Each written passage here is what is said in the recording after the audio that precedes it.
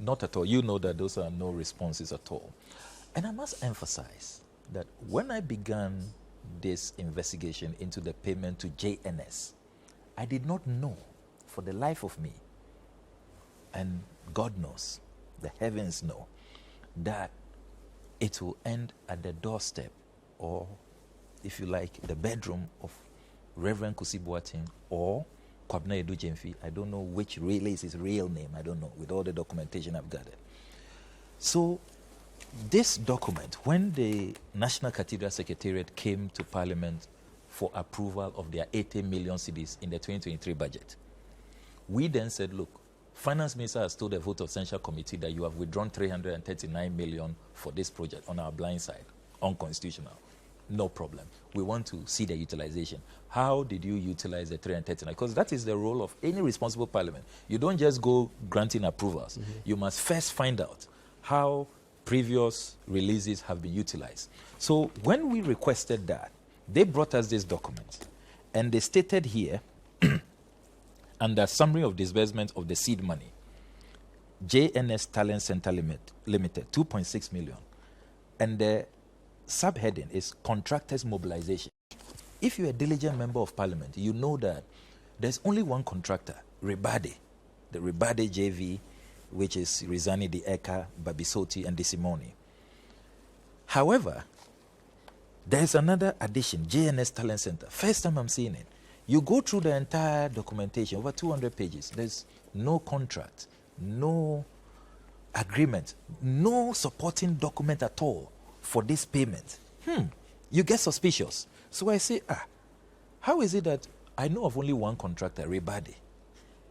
They have received contractors mobilization. But what is JNS also doing here? I must look into it. I obtained the incorporation documents. And then I discovered that JNS has 3 directors, Johannes Eshen, Sheila Eshen, and one Kwabena Edu Gyamfi. Interesting. What do they do? Now, why was it important to get the incorporation? Because you want to know the nature of the company. So then it can guide you to know what services they do. What they do and what service they're rendering. Exactly. What service they are rendering under this project. So I checked their object of business, and it turns out that it is a skills and talent development company. I said, skills and talent development. What are they doing here? A cathedral project. They are not contractors. They are not engineers. They are not architects. Very strange. I dig deeper and realize that the only thing they've done is to set up a creche somewhere at Dowenya. Few innocent holy souls. What are they doing here at Cathedral project? So let me dig deeper. Then I discover that apparently these are pastors. So Johannes Eshen is a junior pastor, a branch pastor of Reverend Kusi Boateng's church, the Power Chapel Worldwide. And Sheila Eshen is his wife. So I called up Sheila. That was the only number in the documents I managed to intercept.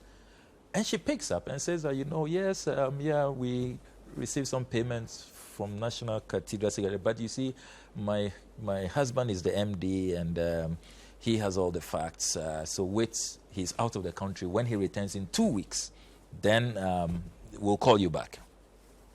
So the call never came. Of course, I sent people to the church to check if I was being told the truth, and there he was preaching. So the claim that he was even out of the country was not true. My team was in the church. They had a nice Sunday service with Johannes Eshen. So I said, this is interesting. But in all of this, the third director remained elusive. There was no digital footprint, no evidence at all that he's around.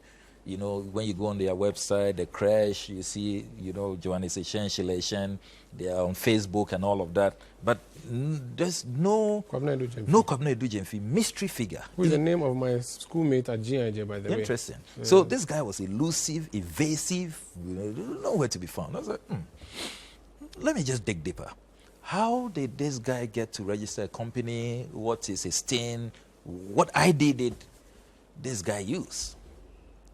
Lo and behold, to the shock of my life, I see Reverend Kusi Boateng's picture in a passport that was used. And the name is Kwabena Edu Gyamfi. So, what's going on here? I thought it was a secondary conflict of interest where money being paid to a junior pastor for no work done. These guys have no business receiving contractors mobilization at the National Cathedral construction site. But no, this is looking more direct. Direct conflict of interest. He's paying money to himself. What's happening? Let me dig deeper. Let me check how he got incorporated at the National Cathedral Secretariat. Then I discovered that he has a driving license, which he uses to when he wants to do Victor Kusi Boateng. And even that is a driving license that has expired. So the National Cathedral Secretariat has questions to answer. They incorporated the National Cathedral Secretariat on the 18th of July, 2019. The driving license of Victor Kusi Boateng expired in 2016. And yet, that's what was used. Ironically, as for the unexpired documents of Bishop Dakeward Mills, they didn't use it, and deceived him, used his effigy on their websites. He thought he was part of the board of trustees. Apparently, he wasn't. He was never registered. And yet, they had gone to use expired documents to register Victor Kusi Boateng. Then I said, let me dig up further. Let me track this guy. How is he traveling now? You know that I have some expertise in tracking, even the president. You've been tracking aeroplanes, yes, so tracking human beings is easier for you. And even the commander-in-chief will track how much more, Reverend Victor Kusi Boateng. So we did some tracking, and lo and behold, this is a man busily traveling on a diplomatic passport. So, which is not wrong. Diplomatic passport. I haven't said it's wrong, but diplomatic passport. It's highly restricted. It's not issued to just anybody. But it's issued to people. Yes, it's issued, but with discretion and all of that. So let me dig further and see what is happening with this diplomatic passport and what name there is. Then I discovered that, interestingly, this diplomatic passport, which was issued to him on the 25th of November 2021 and will expire on the 24th of November 2026, has passport number DX006845. So very recently acquired. It's in the name Kwabena Edu Jemfi. So you are appointed as Victor Kusi Boateng.